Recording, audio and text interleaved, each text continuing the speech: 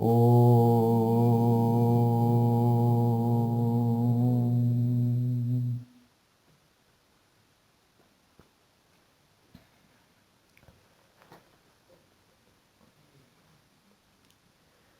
In the Indian tradition, there is a tradition of various texts, particularly in Sanatana Dharma. The main texts of Sanatana Dharma are Vedas. There are 4 Vedas, and then there are 3 kinds of texts which are called the Prasthana Traya. Prasthana means paths of knowledge, and Traya means a group of 3.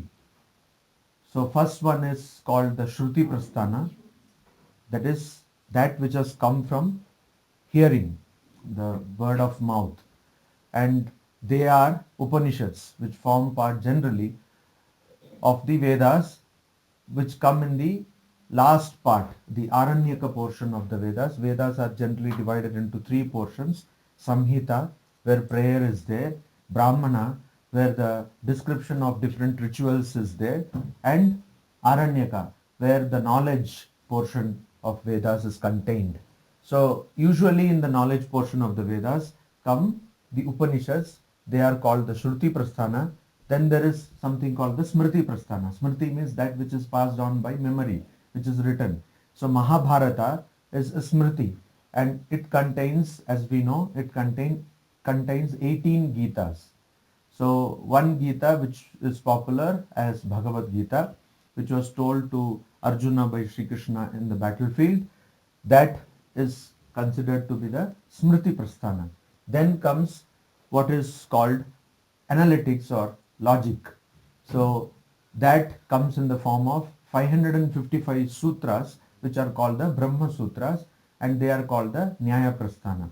Apart from the Vedas, 4 Vedas, Rig Veda, Yajur Veda, Sama Veda and the Atharva Veda, and these 3 kinds of prasthanas or paths of knowledge, there are also various other small texts called Prakarana Grantha. In Sanskrit, Grantha of course means a text or a book, and Prakarana means a particular section or a chapter.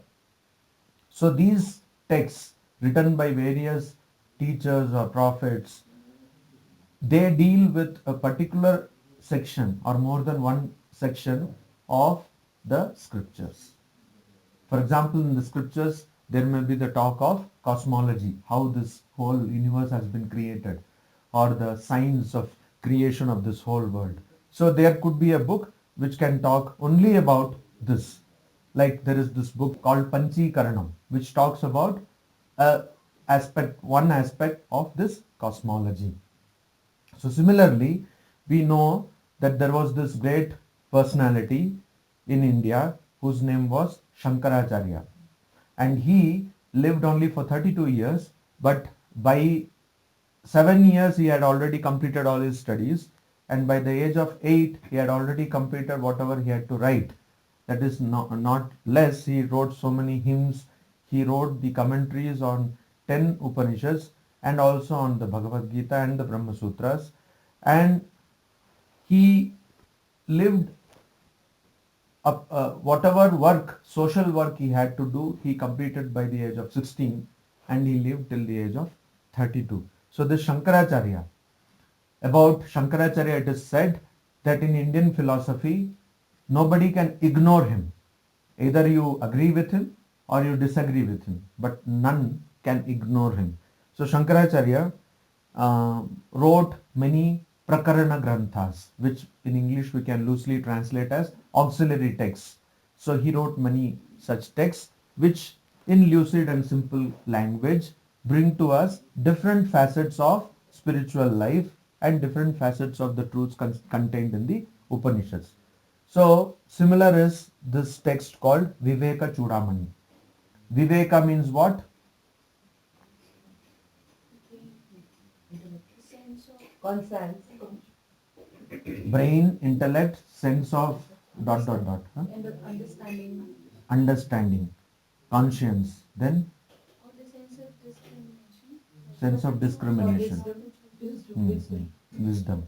So in the olden English, we used to use this word discrimination. Now that has got more a negative connotation. So discernment, the sense of discernment, discerning between what is real and what is unreal, what is true and what is untrue. Nitya anitya vivekaha. So what is that which will remain and what is that which will perish. So in modern day language, the blue pill and the red pill. Nobody knows this language. Nobody. Blue pill, red pill. Okay, it is found in the Oxford Advanced Learners Dictionary. Really don't know. Okay, so somehow you are less modern than me. Have you seen the movie Matrix? Huh. So he gives two pills. One is the red pill and the blue pill. Okay. So that has now come to signify what in Upanishads we used to talk about Shreyaha and Preyaha. The pleasurable and the preferable. So it's better that you opt for the preferable over the pleasurable. So that sense which enables us to make this decision is called Viveka. Now that is something which we use almost every day, almost every moment of our life. Because every time we have to decide, and particularly in these times, we have we have been flooded with so many alternatives. So every time we have to decide whether I have to eat this or this. And particularly in eating, we have become more and more calorie conscious. So we have to decide whether I will go for this food or this food or this food or this food. You want to purchase a mobile, you have to decide whether I will go for this or this. Even in iPad, there are so many versions. So you will have to always come to a decision. And what do you use for that? Most of the time you use Google, but in spiritual decisions you have to use. No, was that so serious? You're all like, some smile will help. So most of the times we use Google, but sometimes we need to use our spiritual intelligence in deciding what do we need to do in our lives. And that spiritual intelligence is called Viveka. Viveka, generally we have to understand, is not the brain by which you decide which mobile you have to purchase, but it is that brain which helps you decide what will you opt, or what option will you choose to go higher in life. What do you mean by going higher in life? Self-realization. When a person says that I want to become, I want to attain something higher, that means denying oneself something which goes to this body and mind. Denying your body and mind of the petty pleasures. That is what when you mean. It could be helping somebody, it could be understanding some truth which is beyond your body mind. That's what when we mean higher and higher, it doesn't mean that you go from one floor to the next floor, but it means that you deny yourself, you deny your ego, self-abnegation, or not suppression, you transcend your ego. That's called going higher. So Viveka helps to do that. And because Viveka helps to go higher, probably because of that, Shankaracharya calls this text Chudamani. What is Chudamani? Best. Best is one meaning, yes. But what is the exact? It's a jewel. Chudamani is a jewel. Just like people wear nose rings and ear rings and all kind of stuff. Chudamani was worn by people, particularly the royal class. They used to put one money or a diamond or a pearl or something on their crowns. So that's called Chudamani, like Kohinoor. Okay, so that is something which is worn on the crown on your head. So it is given the highest place in jewelry. So that is why Viveka Chudamani means that which is the highest in Viveka, in discernment. That which has been given the highest place in discernment. So that is where Shankaracharya in this text, he gives in very simple and very poetic language many things about spiritual life. There are 580 verses in this text, and in that he gives us various guidelines which are necessary for us to conduct our spiritual life. So the first shloka is Sarva Vedanta Siddhanta Gocharam Tama Gocharam Govindam Paramanandam Sadgurum Pranatosmyaham. Vedanta, Sarva Vedanta. Sarva means all, entire. Vedanta means what? Vedanta means Vedasya Anta, means the end of the Vedas or the culmination of the Vedas. So what is the meaning of end of the Vedas? As I told you, even in the Vedas there are three classifications, and generally Upanishads are found towards the end part of the Vedas, in the Aranyaka part. So even by the chronology it is towards the end. And Vedasya Anta means the cream, the ultimate knowledge or the final word of the Vedas, or the culmination of the knowledge of the Vedas. In that sense also this word Anta is used. So in that sense also Vedanta is considered to be the ultimate knowledge of the Vedas. Then what does Veda mean?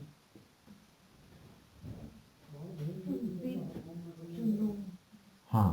From the root with to know. So what does the root with mean? Is there only one meaning? With, to know. Anyway, so with means, first it means, there are generally four meanings. One is, with means jnana.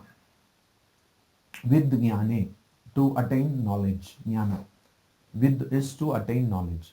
So Veda gives the knowledge. What knowledge does it give? It gives the knowledge of silence. Self. Yes. It gives the knowledge of self. Or it gives the knowledge of the identity of the Jiva and the ultimate truth. You call it Ishvara, you call it Bhagavan, or you call it Brahman. Call it what you may, but it gives the identity, it gives the understanding or the knowledge of the identity of the Jiva and Brahman. Jiva Brahma Aikya. So the identity means they are not different, they are the same, but because of ignorance we perceive it to be different. So this is told by the Vedas, it is taught to us by the Vedas, so we get this knowledge, so it can be called Veda. And then Veda Labhe. With also means labha, means to gain something. To gain something. So what do you gain? Actually you don't gain anything, because that knowledge is there in you. It is inherent. It is there already inside you. But it has been covered by ignorance. Just like sun is covered by clouds. Yesterday we were not getting sun. Today he has come or she has come. Sun, what would be the gender of sun? He only, no? Why it should not be she? Anyway, so sun has come, so it was covered by clouds. Now that similarly knowledge is covered by the cloud of ignorance. And when this ignorance, so what we are doing by the process of spiritual practice, we are only removing this ignorance. We are only removing this ignorance. We are not bringing knowledge. It is impossible. So we are removing this ignorance, and then that knowledge which was already there reveals itself. So this revelation of knowledge we gain. And so and we gain this with the help of the Vedas. So Vedas can be also meant, said to mean that we gain the knowledge. Okay. Then what else? With also means to reach some place. So what do you reach? You reach the state of self-fulfillment, self-realization. You realize your own true personality. So vidyate hridaya granthi chidyante sarva samshayaha. Means all your doubts about your personality are dispelled. You have no more doubts, and then you don't take photographs and put it on Facebook because you are clear that this photograph is not your true personality. So selfie is not yourself. So that is cleared. Once you attain the knowledge of Brahman, that is cleared. So then what is the fourth meaning of vid? Is to loosen, shithila, to loosen. That is also one meaning of the root vid. What do you mean by loosening up? So this is what? Vidyate hridaya granthi. Granthi means knot. So knot is there. What kind of knot is there? The knot between the conscious and the material. So we have confused everything. Sri Ramakrishna says that chinite balite mishano. So there is sand and there is sugar. So we have confused everything. Okay, everything is adulterated. So recently in Mumbai they found that in milk there is no milk actually. They have put all kind of bleaching powder and this and that. It becomes the same white and people are drinking and falling ill. So nothing is pure. Everything is adulterated. So to find out, to remove the knot of this conscious and the material, to remove this illusion, that to loosen up that illusion, to loosen up that knot is called shithalikarana. Means you have to loosen anything. If you loosen it up, that is called shithalikarana. So since Vedas enable us to do that, therefore we can take this meaning also to apply to the Vedas. So Vedanta means, and Swamiji says, by Vedas no books are meant. So it is not that somebody decided, like Chetan Bhagat decided, that he will give us some useless books to this world. So, and he became very popular out of that. So like that, people may decide that I will write so many books and I will get popularity and some money also, of course. So that is not what was decided by the rishis. Actually, these books were not there like that. It is not that they thought and wrote, and that is why they are not called smriti, they are called shruti. It did not arise in somebody's memory. But what was it? It was more like gravitational force which came to the head of, literally it was knocked into the brain of Newton, no, through an apple. So that kind of knowledge, it was already there. Gravitational force was not brought by Newton, but it was discovered. So similarly, this mass of truth, knowledge was already there, and rishis, satya drashta, mantra drashta, Swamiji says, the seers of mantra, they realized by their experiments, spiritual experiments, they realized these truths, and they are doing that even now. Many new modern rishis also there. Whenever we say rishis, we get this idea that there are some beards are there, they are sitting somewhere and now nobody is there. No, not like that. In modern day also rishis are there, and so they are realizing these truths, and so that truth, when they give whatever they realize, that is what we say Vedas. It's just their expression of the truths which were already there and they have realized. And so Swamiji says there are no books by Vedas, no books are meant, but it is a mass of knowledge. So Sarva Vedanta means the entire Vedanta, means the cream, the crux, the ultimate word, the last word of these Vedas. Siddhanta. Siddhanta means conclusion. The conclusion which you arrive by this. And a beautiful imagery, Sri Ramakrishna says, what do we need the Vedas or scriptures for? A person is sending a letter, or in today's parlance, a person is sending you a message in WhatsApp. Nobody writes an email nowadays also. So WhatsApp, somebody is sending you a message, and then you see what to purchase, and then you don't bother about that message. So you see the letter, you read the letter, oh, this is what I have to purchase, and then you don't bother. And now what they will do, they will send you a link from Flipkart or eBay or whatever, and you just go and click, and that's all. Then you forget about that link also. So that is how we work. Similarly, Swamiji says, and it is a truth, that there is probably no other religious text in the world which has the boldness to say that this text is useless. But Vedas again and again say that. In many Upanishads, in many parts of the Vedas, you will find this statement that these are useless. These words are all useless. Why? Unless you realize these truths, they are useless. So they are the boldest scriptures ever. So they have the boldness to say that these words are useless. So that kind of siddhanta, that kind of conclusion which you get after studying or after hearing and contemplating on the Vedas, that siddhanta or the conclusion gocharam. So he says that Govindam Paramanandam Sadgurum Pranatah Asmi Aham. Aham Pranata Asmi Pranatosmi means I bow down to. Pranatah Natah means to bow down to. Pranatah Prakarsha Rupena Natah means properly bowing down to, completely bowing down to who? Sadgurum. A person who is a proper teacher, Sadguru. Govindam. One who is Govinda. What is the meaning of Govinda? Krishna. What else could be the meaning of Govinda? God. God. परम पिता परमात्मा. हमेशा परम पिता ही होना चाहिए, परम माता नहीं हो सकती. So patriarchal. No, so patriarchal. No, you should be telling this. I am telling this. What kind of role reversal? So anyway, Govinda means, see, Sanskrit is a very beautiful language, and if you understand the meaning of every word, even if you know only 10 words, if you know the meaning properly, you can have different flavors of the same language or the same word. So Govindam means one who knows.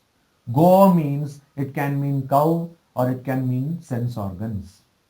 So one who knows the sense organ means one who has controlled or conquered the sense organs. So that is the meaning of Govinda. And one who knows cows means one who actually maintains or oversees or controls cows. And that is how Govinda can apply to Krishna, because he is a cowherd. At the same time, he is a person who is a yogi. So Govindam Paramanandam. Paramanandam means one who is in the supreme bliss, Anandam. Bliss as opposed to happiness, because happiness has a negative part, which is suffering. But bliss, where, because bliss is a word which is so widely used in a different sense. When you read in a novel or when you see in a Hollywood movie bliss, it means totally different something. But when we say bliss, which is a loose translation of this word ananda, that means that bliss where there is happiness or there is so much of ananda or joy without any suffering. Where there is no suffering, that we have to understand. It is an unrelative joy which has no suffering. So Paramanandam, and in that also supreme joy. And so Sadguru. Sat means what? One who is the proper guru. Means one who is a guru who is qualified. Who is Sadguru? Because who is Brahmanishtam, one who has realized, who is established in the knowledge of Brahman. One who is established in the knowledge of the ultimate principle, ultimate reality. So that person, Govindam, Paramanandam, Sadgurum, I bow down to him. And what are the adjectives of this guru? That person can be known. Sadguru can be known. Because if you know the Sadguru who is established in the ultimate principle, you will know the ultimate principle. So that person can be known only through Gocharam, means known. So you see, now if you know what is Govinda, now you will be able to understand Gocharam. Go means sense organs, and Govindam means one who has known the sense organs. Gocharam means one that can be chara, means approached or arrived at, attained by go, means sense organs. So Gocharam means actually they cannot be attained by sense organs. Here the meaning is one that can be known. Because when we talk about knowledge, there are two kinds of knowledge. One is mediate perception. Mediate knowledge means you know something through something. I see this book through my eyes and then 33 nerve centers in my body which corroborate what I see. Okay, it is how according to neurology, I see something. So if any of these eyes or those 33 centers get affected, then I cannot see properly. So that is called mediate knowledge or paroksha anubhuti. Para means external.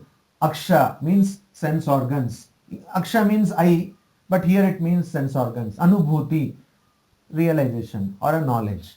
But the knowledge of Brahman or the knowledge of Atman or self or the ultimate reality or God can be attained not through any indriya, not through any sense organs, but through nothing. It is automatically attained without any medium, and that is why it is called immediate knowledge. Means immediate knowledge without any medium. And aparoksha anubhuti it is called. Means it is not paroksha anubhuti, it is aparoksha anubhuti. You cannot see God through the eyes or other senses. You cannot see Brahman through the eyes or other senses. So here when the gochara word is used, it means that you can realize. How can you realize? Sarva Vedanta Siddhanta Gocharam. By the Siddhanta or the conclusion or the meaning or purport of all the Vedanta, it can be realized. But Tama Gocharam and Tam Agocharam, but it cannot be realized. How it cannot be realized? Through the senses. It cannot be realized through senses. Na tatra vag gacchati. Like that you have in our Upanishads, we have this statement that there vak na gacchati. There speech does not go. There mano na gacchati. Your mind also does not go. So you can realize this only by understanding the purport of or the meaning of the Vedanta, but you cannot realize it through speech and mind. The idea is that I pray or I bow down to that Guru who has conquered one's senses and who has attained the ultimate reality, which can be realized only by understanding the true meaning of the entire Vedanta and cannot be realized by our sense organs. But here there is a pun on the word Govindam. You know what is pun, right? Means double meaning. So pun is the guru of Shankaracharya was Govindacharya, Govindapada. So Shankaracharya is making a pun on this word Govinda. He is at the same time bowing down to his own guru, and at the same time he is talking about a guru who has realized or who has conquered his senses. So this is the first shloka of Vivekachudamani. Om Shanti Shanti Shanti Hari Om Tat Sat.